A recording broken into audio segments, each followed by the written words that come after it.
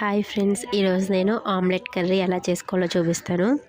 ముందుగా మనం ఉల్లిపాయలు, పచ్చిమిరపకాయలు, టమాటాలు కోసుకొని పక్కన పెట్టుకొని ఆమ్లెట్స్ అయితే వేసుకోవాలి. ఆమ్లెట్ని మనం పూర్తిగా వేయకూడదు. మధ్యలో ఇలాగ ఒక ఎగ్ స్మాష్ చేసి మధ్యలో సొన ఉండేలాగా చూసుకొని వేసుకుంటే టేస్టీగా చాలా బాగుంటాయి ఫ్రెండ్స్. అలాగే ఒక ప్యాన్ తీసుకొని అందులో ఉల్లిపాయలు, పచ్చిమిరపకాయలు వేసుకొని బాగా రెడ్ బ్రౌనిష్ కలర్లో వచ్చేదాకా వేయించుకోవాలి.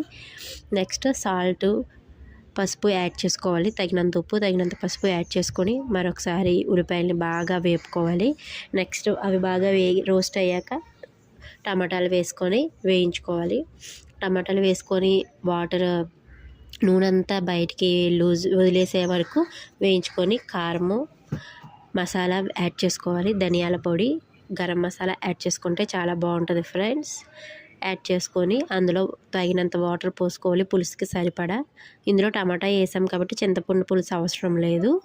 చక్కగా వేసుకుని ఇలాగ వీడియోలో చూపిస్తున్నట్టు పులుసులా వచ్చేలాగా ఉండి పులుసుని బాగా మరగనిచ్చాక మనం ముందుగా తీసి పక్కన పెట్టుకున్న ఆమ్లెట్స్ని అయితే అందులోకి వదులుకోవాలి. అవన్నీ ఆ పులుసు అంతా ఆమ్లెట్స్ పీల్చుకొని తినడానికి చాలా రుచికరంగా, చాలా టేస్టీగా ఉంటాయి ఫ్రెండ్స్. Okay friends, bye.